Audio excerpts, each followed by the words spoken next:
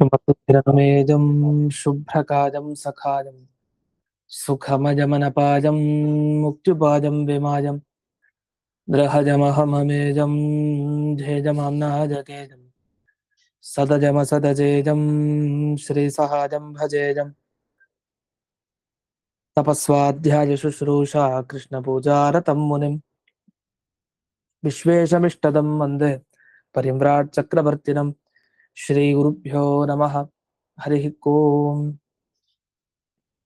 श्रियः पत्ये नित्या गणितगुणमाणिक्य विशद प्रभाजालोल्लासोपहत सकलावत्यतमसे जगज्जन्मस्थेम प्रलयरचनाशीलवपुषे नमो शेषाम्नाय स्मृतिहृदयदीप्ताय हृदे येन प्रादुरभाविभूमिपदेवस्तारिगोसन्ततिः प्राबोधिश्रुतिपङ्कजं करुणया प्रकाशितत्वं परं ध्वान्तं ध्वंसमनादिसाधुनिकरश्चाकारि सन्मार्गकः तेनं व्यासदिवाकरेण सततं मात्याजि मे मानसं व्याप्तिर्यस्य निजे निजे नमः सा पक्षे सपक्षे स्थितिः व्यावृत्तिश्च विपक्षतोऽथ विषजे शक्तिर्न वै बाधिते नैवास्ति प्रतिपक्षयुक्तिरतुलं शुद्धं प्रमाणं समे भूयात्तत्त्वविनिर्णयाय भगवान् आनन्दतीर्थो मुनिः भवति यदनुभावात् तेडमूकोऽपि वाग्मे जडमतिरपि जन्तुर्जायते प्राज्ञमौलिः सकलवचनचेतो देवता भारती सा मम वचसि निधत्तां सन्निधिं मानसे च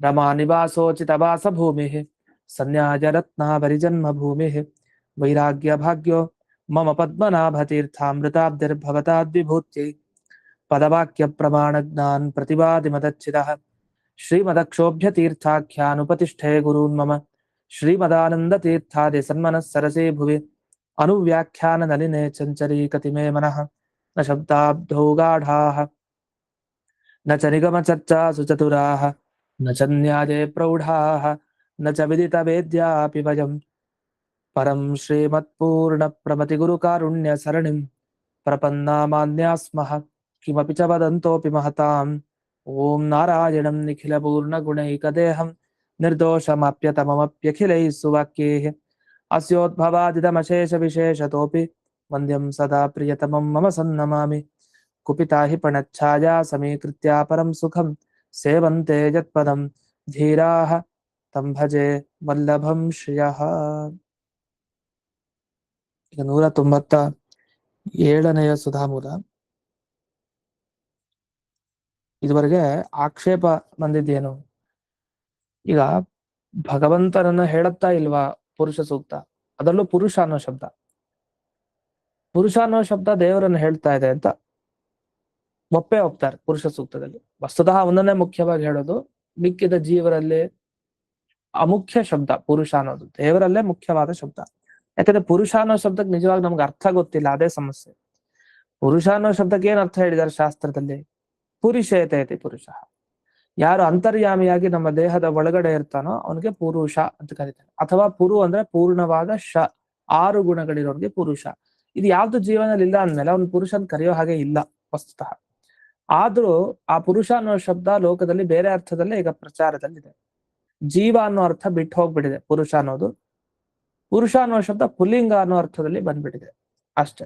ಹೀಗೆ ಈ ಪುರುಷ ಅನ್ನೋ ಶಬ್ದ ಬಹಳ ಸಂಕುಚಿತ ಅರ್ಥ ಆಗ್ಬಿಟ್ಟಿದೆ. ಅದು ತುಂಬಾ ಒಳ್ಳೆ ಅರ್ಥ ಇತ್ತು, ಅದೀಗ ತುಂಬಾ ಚಿಕ್ಕದಾಗ್ಬಿಟ್ಟಿದೆ ಅರ್ಥ.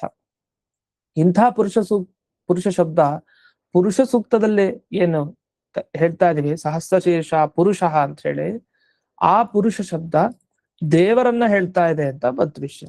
ಅದಕ್ಕೆ ಇವ್ರು ಒಪ್ತಾ ಇಲ್ಲ, ಇಲ್ಲ ದೇವರನ್ನ ಹೇಳ್ತಾ ಇಲ್ಲ, ಅದು ಯಾರೋ ಇನ್ನೊಬ್ಬ ಮನುಷ್ಯರನ್ನ ಹೇಳ್ತಾ ಇರೋದು ಪಶು ಪುರುಷ ಅಂತ, ಅವನ್ನ ಹೇಳುವ ಶಬ್ದ ಇದು, ಬ್ರಹ್ಮದೇವರನ್ನ ಹೇಳೋ ಶಬ್ದ ಇದು ಅಂತ ಹೀಗೆಲ್ಲ ಆಕ್ಷೇಪ ಬಂತು. ಅದಕ್ಕೆ ಉತ್ತರ ಕೊಟ್ಟರು, ಹಾಗಿಲ್ಲ ನೋಡಿ, ಈಗ ಪುರುಷ ಅನ್ನೋ ಶಬ್ದಕ್ಕೆ ಬ್ರಹ್ಮದೇವರು ಅಂತ ಅರ್ಥ ಇರ್ಲಿ, ದೇವರು ಅನ್ನೋ ಅರ್ಥನೂ ಇರ್ಲಿ, ಆದ್ರೆ ಮುಖ್ಯವಾಗಿ ದೇವರಲ್ಲಿಲ್ಲ ಅಂತ ಹೇಳೋಣ. ಅಂದ್ರೆ ನೋಡಿ, ಯಾರು ಸುಮ್ನೆ ಹಾಗೆ ಅಮುಖ್ಯ ಅರ್ಥ ಹೇಳಲ್ಲ. ಉದಾಹರಣೆಗೆ ಈಗ ಇವನ್ ಸಿಂಹ ಅಂತಂದ್ರೆ ಇವನ್ ಸಿಂಹ ಅಲ್ಲ, ಅದಕ್ಕೆ ಏನ್ ಮಾಡ್ತಾರೆ, ಇವನ್ ಸಿಂಹ ತರಹ ಅಂತ ಅರ್ಥ ಮಾಡ್ತಾರೆ. ಶಬ್ದ ಹೇಳಿದ್ರು ಅದಕ್ಕೆ ಬೇರೆ ಜೋಡಿಸ್ತಾರೆ. ಮತ್ತೆ ಕಾಗೆ ಎಬ್ಬಿಯೋದು ರಕ್ಷಿತ, ಕಾಗೆ ಬಂದ್ರೆ ಮೊಸರನ್ನು ಕಾಪಾಡೋ ಕಾಗೆ ಅಂತ, ಬೆಕ್ ಬಂದ್ರೆ ಕಾಪಾಡದೆ ಇರ್ತಾರೆ, ಅದನ್ನು ತಗೊಳ್ತಾರೆ. ಅಂದ್ರೆ ನಾವು ವಾಕ್ಯ ಹೇಳಿದ ಕೂಡಲೇ, ಒಂದ್ ಶಬ್ದ ಆಡಿದ ಕೂಡಲೇ ಆ ಶಬ್ದಕ್ಕೆ ಅಷ್ಟೇ ಅರ್ಥ, ಇಡೀ ವಾಕ್ಯ ಹೇಳಿದಕ್ಕೆ ಅಷ್ಟೇ ತಾತ್ಪರ್ಯ ಹಂಗಲ್ಲ. ಚೆನ್ನಾಗಿ ಯೋಚಿಸ್ಬೇಕು. ಒಂದ್ ಅರ್ಧ ಗಂಟೆ ಒಬ್ರು ಮಾತಾಡ್ತಾರೆ ಅಂದ್ರೆ ಬರೀ ಆ ಶಬ್ದ, ಬರೀ ಆ ವಾಕ್ಯ ಅಷ್ಟೇ ಅದು ಶಬ್ದ ವಾಕ್ಯ ಕೇಳ್ತಾ ಹೋಗ್ಬಿಟ್ರೆ ತಪ್ಪು ಅಂತಾನೆ ಅನ್ಸತ್ತೆ ಎಷ್ಟೋ ಸಲಿ. ಯಾಕೆ? ಹಿಂದೆ ಮುಂದೆ ಅರ್ಥನೇ ಆಗಲ್ಲ. ಇದೇನ್ ಹೀಗೆ ಅಂತ ಅನಿಸ್ಬೋದು. ಆದ್ರೆ ಹಾಗಲ್ಲ. ಒಂದೊಂದು ಶಬ್ದ, ಒಂದೊಂದು ವಾಕ್ಯ ಏನೇನಿದೆ ಎಲ್ಲವನ್ನು ಸರಿಯಾಗಿ ಆ ಭಾವ ಪೂರ್ಣವಾಗಿ ಅರ್ಥ ಮಾಡ್ಕೊಳ್ಬೇಕು. ಇದಂತೂ ವೇದ ವಾಕ್ಯದಲ್ಲಿ ಬಹಳ ಕಷ್ಟ. ಭಾಗವತ ಇತ್ಯಾದಿ ಪುರಾಣಗಳು ಏನಿದೆ ಆ ಪುರಾಣಗಳ ಮಾತನ್ನು ಹಾಗೆ ಶಬ್ದ ಆ ವಾಕ್ಯ ಅಷ್ಟೇ ಅಲ್ಲ, ಒಟ್ಟಾಗಿ ಏನಾಯ್ತು ಅಂತ ಆ ಸಾರ ತಗೊಳ್ಬೇಕು. ಆಗ್ಲೇ ಆ ಸಾರ ತಗೊಂಡಾಗ ಅವನಿಗೆ ಅರ್ಥ ಆಗಿದೆ ಆ ಗ್ರಂಥ ಅಂತ. ಹೀಗ್ ಸುಧಾ ಪ್ರತಿಯೊಂದು ಗ್ರಂಥ. ಪ್ರಕೃತ ಇಲ್ಲಿ ಪುರುಷ ಸೂಕ್ತದ ಬಗ್ಗೆ ಚರ್ಚೆ ಮಾಡ್ತಾ ಇದ್ದಾರೆ. ಪುರುಷ ಸೂಕ್ತದಲ್ಲಿ ಬರೋ ಪ್ರತಿ ಮಾತು ಅದು ದೇವರನ್ನೇ ಹೇಳ್ತಾ ಇದೆ. ಗಮನಿಸಿ, ಮೊದಲನೇ ವಾಕ್ಯ ನೋಡ್ಬಿಟ್ಟು ಸುಮ್ನೆ ಹೇಳ್ಬಿಡೋದಲ್ಲ, ಕೊನೆ ತನಕ ಪುರುಷ ಸೂಕ್ತ ಓದ್ಬೇಕು. ಪ್ರತಿ ಲೈನ್ ಓದ್ದಾಗ ಪ್ರತಿ ಲೈನ್ ಅಲ್ಲಿ ಏನೇನ್ ಹೇಳಿದ್ದಾರೆ ಯೋಚನೆ ಮಾಡಿ. ಅದನ್ನ ನೋಡಿದಾಗ ಅರ್ಥ ಆಗತ್ತೆ, ಓ ಇದು ದೇವರ ಬಗ್ಗೆನೇ ಮುಖ್ಯ ಹೇಳಿಕ್ ಹೋಗಿರೋದು. ಈಗ ಪುರುಷ ಸೂಕ್ತದಲ್ಲಿ ಚಂದ್ರನ್ ಬಗ್ಗೆ ಹೇಳಿಲ್ವಾ? ಹೇಳಿದಾರೆ. ಇಲ್ಲ ಅಂತ ಯಾರು ಹೇಳಿದ್ದು? ಚಂದ್ರಮ ಮನಸೋ ಜಾತಃ ಚಕ್ಷೋ ಸೂರ್ಯೋ ಜಾತ, ಸೂರ್ಯನ ಬಗ್ಗೆನೂ ಇದೆ, ರುದ್ರದೇವ್ರ ಬಗ್ಗೆ ಇದೆ, ವಿರಾಟ್ ಬ್ರಹ್ಮನ್ ಬಗ್ಗೆ ಇದೆ. ಪುರುಷ ಸೂಕ್ತದಲ್ಲಿ ವಿಷಯ ಬೇಕಾ? ಯಜ್ಞದ ಬಗ್ಗೆನೂ ಇದೆ, ಯಜ್ಞೇನ ಯಜ್ಞಮಯಜ್ ಅಂತ. ದೇವತೆಗಳ ಬಗ್ಗೆ ಇದೆ, ದೇವಾಹ ಅಂತ ಹೇಳಿದ್ದಾರೆ. ಹೀಗೆ ಹೇಳ್ತಾ ಹೋದ್ರೆ ಆ ಪುರುಷ ಸೂಕ್ತದಲ್ಲಿ ಎಲ್ರ ಬಗ್ಗೆನೂ ಹೇಳ್ತಾರೆ ಎಷ್ಟೋ ವಿಷಯ, ದೇವ್ರನ್ ಬಿಟ್ಟು. ಹಾಗಲ್ಲ, ಶಬ್ದ ತಗೊಂಡು ಪುರುಷ ಸೂಕ್ತಕ್ಕೆ ಅದು ಅರ್ಥ ಅಂತ ಹೇಳೋದಲ್ಲ. ಅಂದ್ರೆ ವೇದ ಮಂತ್ರಗಳಿಗೆ ಅರ್ಥ ಹೇಳ್ಬೇಕು ಅಂದ್ರೆ ಅದು ಯಾವುದೇ ಆಗ್ಲಿ, ಬಳಿತ್ಥ ಸೂಕ್ತ ಆಗ್ಲಿ ಯಾವುದೇ ಸೂಕ್ತ ಆಗ್ಲಿ, ಅದ್ ಮಂತ್ರದ ಅರ್ಥ ಹೇಳ್ಬೇಕು ಅಂದ್ರೆ ಆ ಶಬ್ದಗಳೆಲ್ಲ ವಾಕ್ಯಗಳೆಲ್ಲ ಇಡೀ ಸೂಕ್ತ ಯಾವ ಸಂದರ್ಭದಲ್ಲಿ ಬಂದಿದೆ, ಏನು ಎತ್ತ ಎಲ್ಲ ವಿಚಾರ ಮಾಡಿ ಅರ್ಥ ಮಾಡ್ಕೊಳ್ಬೇಕಾಗಿ ಬರುತ್ತೆ. ಅದಕ್ಕೆ ಪ್ರಮಾಣನೂ ಸಿಗ್ಬೇಕಾಗತ್ತೆ. ಅದ ಪುರುಷ ಸೂಕ್ತಕ್ಕೆ ಪುರುಷ ಅಂದ್ರೆ ಪರಮ ವಿಷ್ಣು ಈ ಅರ್ಥ ಈ ಪುರುಷ ಸೂಕ್ತಕ್ಕೆ ಅಂತ ಹೇಳ್ಬೇಕು ಅಂದ್ರೆ ಮುಖ್ಯವಾಗಿ ಅಂತಾನೆ ಇವ್ರ ಭಾವನೆ ಇದೆ. ಗಂಗಾಯಾಮ್ ಘೋಷ ಅಂತ ಹೇಳ್ತಾರೆ, ಪ್ರಸಿದ್ಧ ಸಂಸ್ಕೃತದಲ್ಲಿ ಬಳಸ್ತಾರೆ.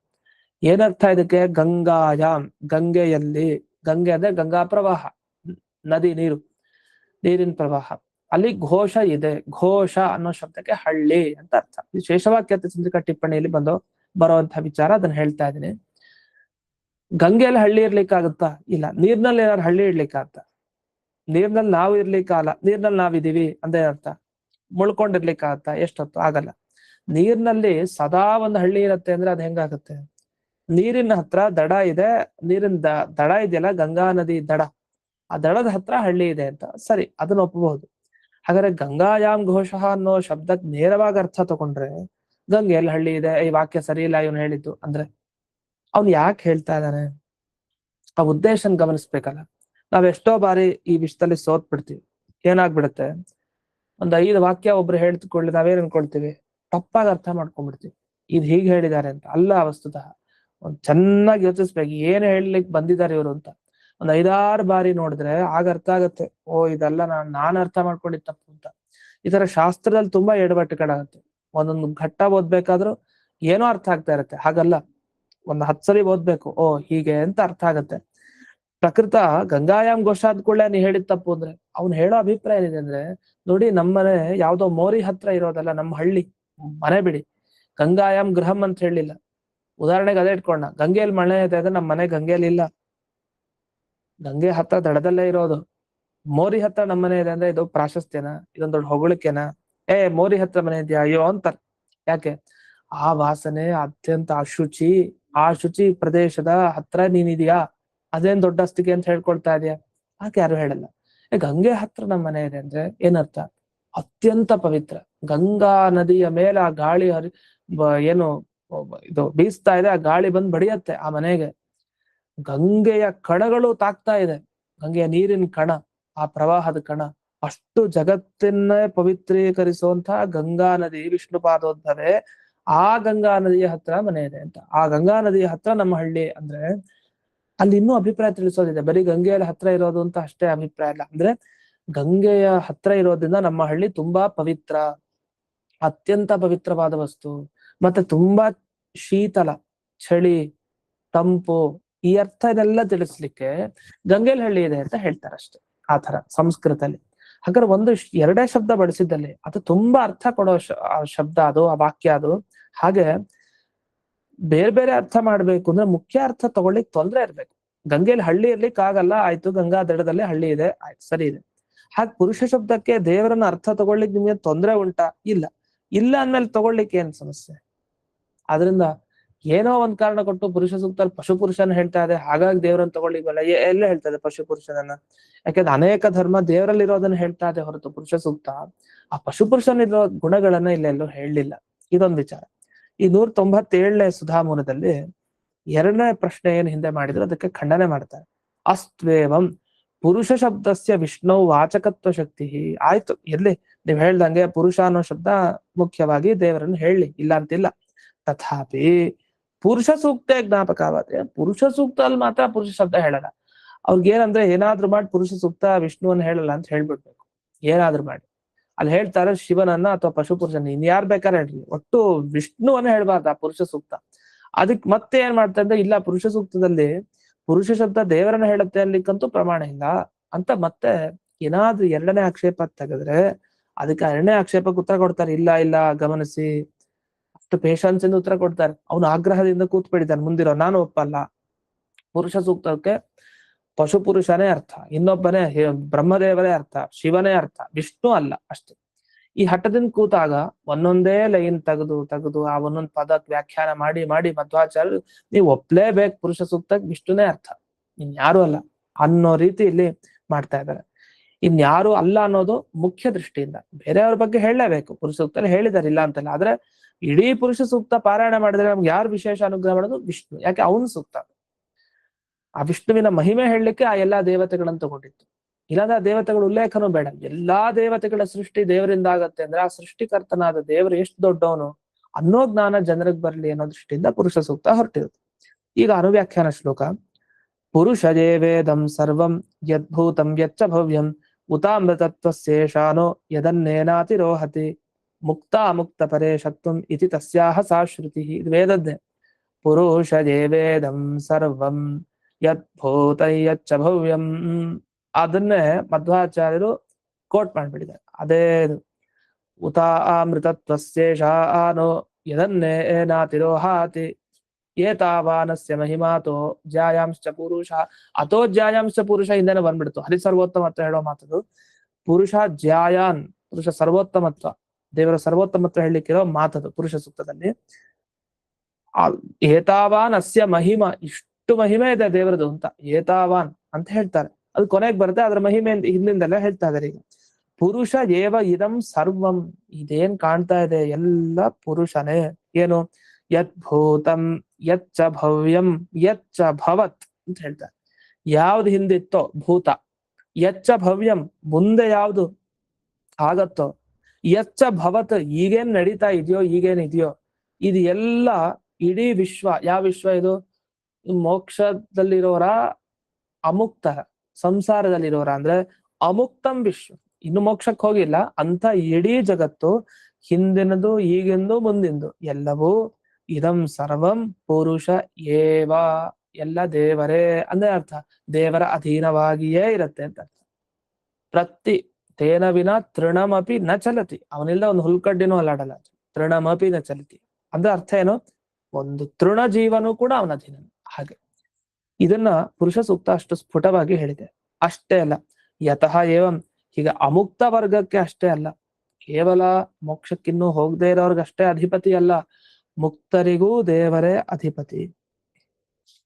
ಅದರ ಮುಂದೆ ಹೇಳ್ತಾರೆ, ಏವಂ ಅನ್ನೇನ ಅನ್ನಂ ಅದನೀಯಂ ಅಮುಕ್ತ ವರ್ಗಂ ಅತಿರೋಹತಿ ಅತಿಕ್ರಾಮತಿ. ಈ ಅಮುಕ್ತ ವರ್ಗ ಅಂದ್ರೆ ಮೋಕ್ಷಕ್ಕಿನ್ನೂ ತಲುಪದೇ ಇರೋರ್ನೆಲ್ಲ ಮೀರಿದಾನಂತೆ ಭಗವಂತ. ಇವ್ರನ್ನೆಲ್ಲ ಅನ್ನ ಅಂತ ಕರೀತಾರೆ. ಅನ್ನಂ ಅಂತ. ಅನ್ನ ಅಂತ ಯಾಕೆ ಕರೀತಾರೆ? ನಮಗ್ ಗೊತ್ತು ಅನ್ನಂ ಅಂತಂದ್ರೆ ಮುಂದೆ ಆನಂದಮಯಾಧಿಕರಣದಲ್ಲಿ ಹಿಂದಕ್ಕೆ ಬಂದಿದೆ.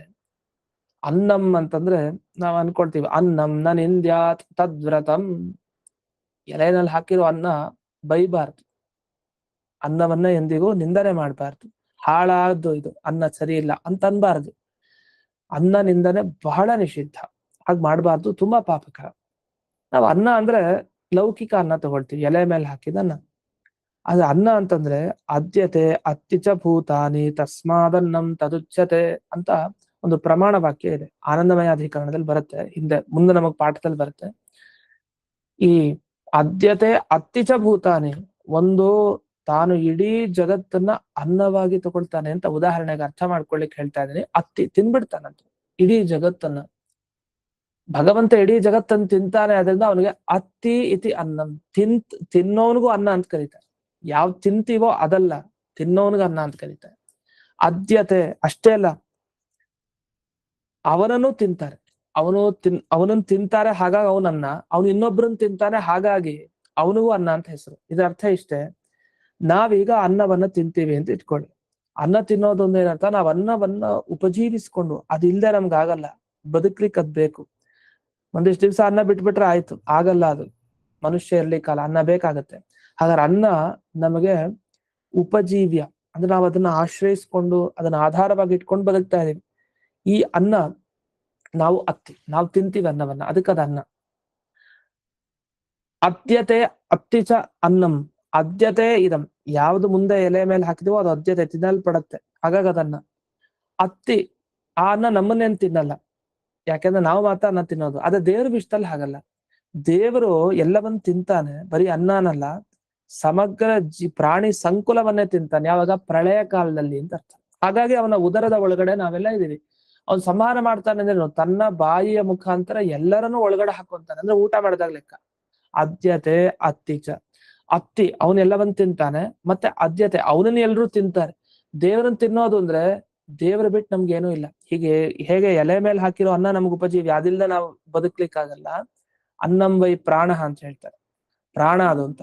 ಹಾಗೆ ದೇವರು ಎಲ್ಲಾ ಜಗತ್ತಿಗೆ ಅನ್ನ, ಯಾಕೆ ಅದಿಲ್ದೆ ಬದುಕ್ಲಿಕ್ಕಾಗಲ್ಲ ಯಾರು, ಹಾಗಾಗಿ ದೇವರನ್ನ ಅನ್ನ ಅಂತ ಕರೆದಿದ್ದಾರೆ. ಹೀಗೆ ಇಂಥ ಅನ್ನ ಏನಿದೆ ಇದು ಒಂದು. ಇಲ್ಲಿ ಹೇಳ್ತಾರ ಅನ್ನ ಯಾವುದು? ಅನ್ನೇನ ಅನ್ನಂ ಅದನೀಯಂ. ಅನ್ನ ಅಂದ್ರೆ ತಿನ್ಲಿಕ್ಕೆ ಯೋಗ್ಯವಾದ ವಸ್ತು ಅನ್ನ. ಅದಕ್ಕೆ ಅನ್ನ ಅನ್ನೋ ಶಬ್ದಕ್ಕೆ ಈ ಅಕ್ಕಿ ಆಮೇಲೆ ಬೆಂದು ಇದೆಲ್ಲ ಆಗುತ್ತಲ್ಲ, ಪ್ರತಿ ದಿವಸ ತಿನ್ನೋ ಅನ್ನ ಏನಿದೆಯಲ್ಲ, ಈ ಅನ್ನಕ್ಕೆ ಅನ್ನ ಅಂತ ಅಷ್ಟೇ ಅಲ್ಲ, ಯಾವ್ದ್ಯಾವ್ದು ತಿನ್ಲಿಕ್ಕೆ ಯೋಗ್ಯನೋ ಅದೆಲ್ಲ ಅನ್ನ ಅಂತಾನೆ ಅರ್ಥ. ಅನ್ನಂ ಅಂತ ಸಾಮಾನ್ಯವಾದ ಶಬ್ದ ಅದು. ಅದನೀಯ ಮಿತಿ ಅನ್ನಂ. ಇಲ್ಲಿ ಯಾವ್ದು ಅಮುಕ್ತ ವರ್ಗ, ಅಂದ್ರೆ ಯಾರನ್ನ ಅವನು ಸಂಹಾರ ಮಾಡ್ತಾನೆ ಪ್ರಳಯ ಕಾಲದಲ್ಲಿ? ಈ ಅಮುಕ್ತ ವರ್ಗ, ಯಾರು ಇನ್ನು ಮೋಕ್ಷಕ್ಕೆ ಹೋಗಿಲ್ಲ ಅಂತವರ ಸಂಹಾರ ಮಾಡ್ತಾನೆ, ಅವ್ರನ್ನ ಮೀರಿದಾನೆ ಅಂತ ಅರ್ಥ. ನಮ್ಗೆ ಇದ್ರಿಂದ ಏನ್ ತಿಳ್ಕೊಳ್ಬೇಕು ಅಂದ್ರೆ, ಪುರುಷ ಸೂಕ್ತದಲ್ಲಿ ಒಂದು ಧರ್ಮ ಹೇಳಿದ್ರು ಭಗವಂತನ ಬಗ್ಗೆ. ಏನ್ ಹೇಳಿದ್ರು ಅಂದ್ರೆ, ಅಮುಕ್ತ ವರ್ಗಕ್ಕೆ ಅಧಿಪತಿ ಇವನು. ಯಾರಿನ್ನೂ ಮೋಕ್ಷಕ್ಕೆ ಹೋಗಿಲ್ಲ ಅವ್ರಿಗೆಲ್ಲ ಇವನೇ ಸ್ವಾಮಿ, ಅವರೆಲ್ಲ ಇವನನ್ನೇ ಭಜಿಸ್ಬೇಕು. ಒಂದು ಅಮುಕ್ತಾಧಿಪತಿ ಇದು ಯಾವತ್, ಇದು ಒಂದಾಯ್ತು. ಎರಡನೇದು ಉತ ಅಮೃತತ್ವಶೇಷಾನಃ ಯದನ್ನೇನಾತಿರೋಹತಿ. ಅನ್ನೇನ ಅತಿರೋಹತಿ ಅಂತಿದ್ಯಲ್ಲ, ಅದಕ್ಕೆ ಅರ್ಥ ಅನ್ನೇನ ಅಂದ್ರೆ ಯಾವುದನ್ನ ತಿನ್ಬೇಕೋ ಅಂತ ಅಮುಕ್ತ ವರ್ಗದಿಂದ ಅತಿರೋಹತಿ, ಮೀರ್ಬಿಟ್ಟಿದ್ದಾನೆ ಅಂತ ಆ ಮಾತಿನ ಅರ್ಥ. ಅನ್ನೇನ ಅತಿರೋಹತಿ ಒಂದು. ಉತಾಮೃತತ್ವಶೇಷಾನೋ, ಉತ ಅಮೃತತ್ವಸ್ಯ ಈಶಾನಃ. ಒಂದು ಈಶಾನ ಅಂದ್ರೆ ಸ್ವಾಮಿ ಅಂತ ಅರ್ಥ, ದೇವರು. ಯಾರಿಗೆ? ಅಮುಕ್ತ ವರ್ಗಕ್ಕೆ. ಅಷ್ಟೇ ಅಲ್ಲ, ಉತ ಅಮೃತತ್ವಸ್ಯ, ಉತ ಅಂದ್ರೆ ಮತ್ತು, ಯಾರಿಗೆ? ಅಮೃತತ್ವಸ್ಯ, ಯಾರಿಗಾಗ್ಲೇ ಮೋಕ್ಷವನ್ನ ಪಡೆದಿದ್ದಾರೆ, ಮುಕ್ತರು ಅಮೃತರು, ಅವರಿಗೂ ಸ್ವಾಮಿ ಅವನೇ. ಹೀಗೆ ಮುಕ್ತ ವರ್ಗಕ್ಕೂ ಅವನೇ ದೇವರು, ಅವನೇ ಅಧಿಪತಿ. ಅಮುಕ್ತ ವರ್ಗಕ್ಕೂ ಅವನೇ ಅಧಿಪತಿ. ಹೀಗೆ ಮುಕ್ತ ಅಮುಕ್ತ, ಮೊದಲು ಅಮುಕ್ತ ಹೇಳಿದ್ರೆ ಆಮೇಲೆ ಮುಕ್ತ. ಹೀಗೆ ಯಾರಿಗ್ ಬೇಡ ದೇವರು? ಎಲ್ಲರಿಗೂ ಅವನ ಅನುಗ್ರಹ ಬೇಕು. ಇದನ್ನೇ ಪುರುಷ ಸೂಕ್ತ ಉತ ಅಮೃತತ್ವಸ್ಯ ಈಶಾನಃ ಯದನ್ನೇನಾತಿರೋಹತಿ ಅಂತ ಹೇಳಿ ಸ್ಪಷ್ಟ ಹೇಳಿದ್ದಾರೆ. ಅಲ್ಲಿ ಅನ್ನೇನ ಅನ್ನೋ ವಿಭಕ್ತಿ ತೃತೀಯ ವಿಭಕ್ತಿ ಇದ್ದಾಗ ಅನ್ನಂ ಅಂತ ಮಾಡ್ಕೊಳ್ಬೇಕು, ಪ್ರಥಮ ವಿಭಕ್ತಿ. ವೇದದಲ್ಲಿ ಹಾಗೆ ಒಂದು ವಿಭಕ್ತಿ ಇರೋದು ಇನ್ನೊಂದು ವಿಭಕ್ತಿ ವ್ಯತ್ಯಾಸವಾಗಿ ಮಾಡ್ಕೊಂಡು ಅರ್ಥ ಮಾಡ್ಬೇಕು. ಅದಕ್ಕೆ ವೇದ ಮಂತ್ರಗಳ ಅರ್ಥ ಹೇಳೋದು ಕಷ್ಟ. ಅನ್ನೇನ ಅನ್ನಂ ಅನ್ನೋದಕ್ಕೆ ಮಾಡ್ಕೊಬೇಕು, ಅದನ್ನ ಜೈತಿರ್ತಾರೆ ಹೇಳಿ ಬಿಡಿಸಿದ್ದಾರೆ. ಹೀಗೆ ಅಮುಕ್ತ ವರ್ಗವನ್ನು ಮೀರಿದ ಭಗವಂತ, ಮುಕ್ತರನ್ನೂ ಮೀರಿದ ಭಗವಂತ. ಇಷ್ಟು. ಇದ್ರ ಮೇಲೆ ಒಂದು ಪ್ರಶ್ನೆ, ಅಲ್ಲ ಇಲ್ಲಿ ಅಮೃತ ವರ್ಗಕ್ಕೆ ಸ್ವಾಮಿ ಅಂತ ಪುರುಷ ಸೂಕ್ತದಲ್ಲಿ ಹೇಳ್ಬೇಕು. ಹೇಗೆ ಹೇಳ್ಬೇಕಾಗಿತ್ತು ಅಂದ್ರೆ, ಉತಾಮೃತತ್ವಸ್ಯೇಷಾನೋ, ಉತ ಅಮೃತತ್ವಸ್ಯ ಅನ್ಬಾರ್ದಿತ್ತು, ಉತಾಮೃತಸ್ಯ ಈಶಾನೋ ಹೇಳಿದ್ರೆ ಸರಿ ಇರ್ತಾ ಇತ್ತು. ಅಮೃತ ಅಂದ್ರೆ ಮರಣ ಇಲ್ಲ, ಯಾರೋ ಅವ್ರ ಅಮೃತರು, ಇನ್ನು ಮುಂದೆ ಅವ್ರು ಸಾಯೋದು ಹುಟ್ಟೋದು ಇರಲ್ಲ, ಮೋಕ್ಷದಲ್ಲಿ ಇರೋರು ಅಂತ ಅರ್ಥ, ಮುಕ್ತರು. ಅಂತ ಅಮೃತರಾದವರಿಗೆ ಈಶಾನಃ, ಇವರು ಸ್ವಾಮಿ ಅಂತ. ಸರಿ, ಅಮೃತತ್ವಸ್ಯ ತ್ವ ಅಂತ ಹೇಳಿದ್ದಾರೆ. ಅಮೃತತ್ವಕ್ಕೆ ಏನು ಈಶಾ ಸ್ವಾಮಿ ಅಂತ. ಇದು ಹೇಗಾಯ್ತು ಅಂದ್ರೆ, ಮನುಷ್ಯರಿಗೆ ದೇವರನೋ ಮನುಷ್ಯತ್ವಕ್ಕೆ ದೇವರ. ನಮ್ಮ ಮನುಷ್ಯರಿಗೆಲ್ಲ ಈ ಭಗವಂತ ದೇವರು ಅನ್ನ ಅನುಗ್ರಹ ಮಾಡ್ತಾನೆ. ಮನುಷ್ಯತ್ವಕ್ಕೆ ಅನುಗ್ರಹ ಮಾಡ್ತಾನೆ, ಮನುಷ್ಯರಿಗೆ ಅನುಗ್ರಹ ಮಾಡ್ತಾನೆ, ಮನುಷ್ಯರಿಗೆ ಮಾಡ್ತಾನೆ, ಮನುಷ್ಯತ್ವಕ್ಕಲ್ಲ. ಹಾಗೆ ಅಮೃತರಿಗೆ ಮುಕ್ತರಿಗೆ ಸ್ವಾಮಿ, ಅಮೃತತ್ವಕ್ಕೆ ಅಲ್ಲ. ಮತ್ತೆ ಹೇಗೆ ಹೇಳ್ತಾ ಇದ್ದೀರಿ ಧರ್ಮ ಇಟ್ಕೊಂಡು ಅಂತ ಪ್ರಶ್ನೆ. ಅದಕ್ಕೆ ಹೇಳ್ತಾರೆ ಭಾವ ಭವಿತ್ರೋಹ ಅಭೇದಾತ್ ಮುಕ್ತ ವರ್ಗಸ್ಯಾಪಿ ಈಶಾನ. ಅದು ಶಾಸ್ತ್ರದ ಶೈಲಿ. ಭಾವ ಭವಿತ್ರ ಅಂದ್ರೆ ಧರ್ಮ ಮತ್ತೆ ಧರ್ಮ ಪಡೆದಿರೋ ವಸ್ತುವಿಗೆ ಅಭೇದ ಹೇಳ್ತಾರೆ. ಭಾವ ಭವಿತೃ ಅಂತ. ಭಾವ ಅಂದ್ರೆ ಧರ್ಮ, ಭವಿತೃ ಅಂದ್ರೆ ಆ ಧರ್ಮ ಪಡೆದಿರೋನು. ಎರಡು ಅಭೇದ ಒಂದೇ ಅಂತ ಹೇಳಿದ್ದಾರೆ. ಹೇಗೆ? ಮನುಷ್ಯತ್ವ ಮನುಷ್ಯ ಬೇರೆನಾ? ಬೇರೆ ಅಲ್ಲ. ಬೇರೆ ಅಂತ ಆಗಿದ್ರೆ ಮನುಷ್ಯನ ಒಂದ್ ಕಡೆ ನಿಲ್ಲಿಸಿ ಮನುಷ್ಯತ್ವ ಅಂತ ತೆಗೆದು ತೋರಿಸಿ. ಆಗಲ್ಲ. ಮನುಷ್ಯ ಹೇಗ್ ಸೇರ್ಕೊಂಡಿದೆ ಅಂದ್ರೆ, ಹಾಲು ಬಿಳಿ ಇರುತ್ತಲ್ಲ, ಹಾಲಿನ ಬಿಳಿ, ಹಾಲು ಒಂದ್ ಕಡೆ ಬಿಳಿ ಬಣ್ಣ ತೆಗೆದಿಡಿ ಅಂದ್ರೆ ಆಗುತ್ತಾ? ಆಗಲ್ಲ. ಯಾಕೆ? ಎರಡಕ್ಕೆ ಅಭೇದ ಇದೆ. ಆ ಒಂದ್ ಜೊತೆಗೆ ಐಕ್ಯ. ಅದಕ್ಕೆ ಎಂಥ ಐಕ್ಯ ಅಂದ್ರೆ ಹೀಗೆ ಬೀಳಿಸ್ಲಿಕ್ಕೆ ಸಾಧ್ಯ ಇಲ್ಲ. ಇಂಥ ಐಕ್ಯ ಬೇರೆಯವರು ಹೇಳ್ತಾರೆ, ಬೇರೆ ಸಿದ್ಧಾಂತಕರು. ಜೀವ ಬ್ರಹ್ಮರಿಗೆ ಐಕ್ಯ. ಜೀವ ಬ್ರಹ್ಮ ಹೇಗಂದ್ರೆ ನೀವು ಬಿಡಿಸ್ಲಿಕ್ಕೆ ಆಗಲ್ಲ, ಒಂದೇ ಅಷ್ಟೇ ಅದು, ಹಾಲು ಮತ್ತೆ ಬಿಳಿ ತರ ಅನ್ನೋ ರೀತಿ. ವಸ್ತುತಃ ಆಗಲ್ಲ, ಅದು ಬೇರೆ ವಿಷಯ. ಇಲ್ಲಿ ಹಾಲು ಮತ್ತೆ ಬಿಳಿ ಹೇಗ್ ಬಿಡಿಸ್ಲಿಕ್ಕೆ ಬರಲ್ಲ, ಅದು ಒಂದೇನೋ. ಬಿಳಿ ಅಂದ್ರೆ ಹಾಲು, ಹಾಲು ಅಂದ್ರೆ ಬಿಳಿ ಅಷ್ಟೇ. ಅದೇ ತರ ಇಲ್ಲಿ ಮನುಷ್ಯತ್ವ ಅಂದ್ರು ಮನುಷ್ಯ ಅಂದ್ರು ಒಂದೇ. ಹಾಗೆ ಸಿಂಹತ್ವ ಸಿಂಹ ಅಂದ್ರು ಒಂದೇ. ಪ್ರಾಣಿತ್ವ ಪ್ರಾಣಿ ಅಂದ್ರು ಒಂದೇ. ಧರ್ಮ ಯಾವತ್ತೂ ಬೇರೆ ಅಲ್ಲ. ಹಸುವಿನಲ್ಲಿ ಗೋತ್ವ ಇದೆ. ಗೋವು. ಗೋತ್ವ ಅಲ್ಲೇ ಸ್ವಲ್ಪ ಇಡಿ ಒಂದಿಷ್ಟು ಟೈಮು. ಗೋವನ್ ಮಾತ್ರ ತಗೊಂಬನ್ನಿ ಅಂದ್ರೆ, ಯಾಕೆ ನಮಗ್ ಹಾಲು ಕೊಡೋದು ಯಾವ್ದು? ಗೋತ್ವ ಅಲ್ಲ ಅಂದ್ರೆ. ಆಗ ಗೋತ್ವ ಇಲ್ದೆ ಹೋದ್ರೆ ಅದನ್ನ ಹಸು ಅಂತಾನೆ ಕರೆಯಲ್ಲ, ಅದನ್ನ ಯಾವ್ದು ಬೇರೆ ಪ್ರಾಣಿನ ಕರಿಬೇಕು. ಅದನ್ನ ಗೋವು ಒಟ್ಟಿಗೆ ಬರುತ್ತೆ. ಜಾತಿ ಯಾವತ್ತು ಆ ವ್ಯಕ್ತಿ ಜೊತೆಗೆ ಬರುತ್ತೆ. ಜಾತಿ ಬಿಟ್ಟು ವ್ಯಕ್ತಿ ಯಾವತ್ತೂ ಬರಲ್ಲ. ನಮ್ಮ ಮುಂದೆ ಒಬ್ಬ ವ್ಯಕ್ತಿ ಬರ್ತಾನೆ ಅಂದ್ರೆ ಜಾತಿ ಒಂದ್ ಧರ್ಮ ಇಟ್ಕೊಂಡೇ ಬಂದಿರ್ತಾನೆ. ಧರ್ಮ ಒಂದ್ ಸ್ವಲ್ಪ ಪಕ್ಕಕ್ಕೆ ಇಟ್ಬಿಟ್ಟು ಬರ್ತಾನೆ, ಹಂಗೆಲ್ಲ ಆಗಲ್ಲ. ಅಂದ್ರೆ ಭಾವ ಧರ್ಮ ಮತ್ತೆ ಧರ್ಮ ಇರೋದಕ್ಕೆ ಅಭೇದ ಒಂದೇ ಅದು. ಹಾಗೆ ಅಮೃತತ್ವ ಅಮೃತ ಎರಡು ಒಂದೇ, ಅದು ಬೇರೆ ಅಲ್ಲ. ಆ ಅಭಿಪ್ರಾಯದಲ್ಲಿ ಪುರುಷ ಸೂಕ್ತಕ್ಕೆ ಉತಾಮೃತತ್ವ ಈಶಾನ ಅಂದ್ರೆ ಅಮೃತ ವರ್ಗಕ್ಕೆ ಇವನು ಸ್ವಾಮಿ, ಮುಕ್ತ ವರ್ಗಕ್ಕೂ ಸ್ವಾಮಿ. ಸರಿ, ಇದ್ರಿಂದ ಏನಾಯ್ತು? ಮೋಕ್ಷದಲ್ಲೂ ಅವನು ಬೇಕು, ಅಮೋಕ್ಷದಲ್ಲೂ ಅವನು ಬೇಕು. ಅಂದ್ರೆ ದೇವರ ಸರ್ವೋತ್ತಮತ್ವ ಹೇಳ್ತಾ ಇದ್ದಾರೆ. ಪಶು ಪುರುಷ ಹಾಗ ನಿಮ್ಮ ಮತದಲ್ಲಿ ಪಶು ಪುರುಷನಿಗೆ ಶಿವನ ಅನುಗ್ರಹ ಬೇಕು, ನೀವು ತಾನೇ ಹೇಳ್ತೀರಿ. ಹಾಗಾಗಿ ಪುರುಷ ಸೂಕ್ತ ಹೇಳೋದು ನಮ್ಮ ದೇವರನ್ನೇ, ವಿಷ್ಣುವನ್ನೇ ಹೊರತು ಪಶು ಪುರುಷನನ್ನ ಹೇಳ್ತಾ ಇಲ್ಲ ಅಂತ ಇಷ್ಟು ಇಲ್ಲಿ ಖಂಡನೆ ಮಾಡಿದ್ದಾರೆ. ಇನ್ನೂ ಅನೇಕ ವಿಷಯಗಳಿದೆ, ಅದನ್ನ ಮುಂದಿನ ಪಾಠದಲ್ಲಿ ನೋಡೋಣ ಅಂತ ಹೇಳ್ತಾರೆ. ಇಂದಿನ ಪಾಠವನ್ನ ಅಸ್ಮದ್ ಗುರುವಂತರ್ಗತ ವ್ಯಾಸತೀರ್ಥ ಗುರುವಂತರ್ಗತ ಭಾರತೀ ರಮಣ ಮುಖ್ಯ ಪ್ರಾಣಾಂತರ್ಗತ ಶ್ರೀಮನ್ಮೂಲ ಗೋಪಾಲಕೃಷ್ಣನಿಗೆ ಅರ್ಪಣೆಯನ್ನು ಮಾಡ್ತೀರಿ. ಶ್ರೀಕೃಷ್ಣ ಅರ್ಪಣ. ನಮಸ್ಕಾರ ಗುರುಗಳೇ.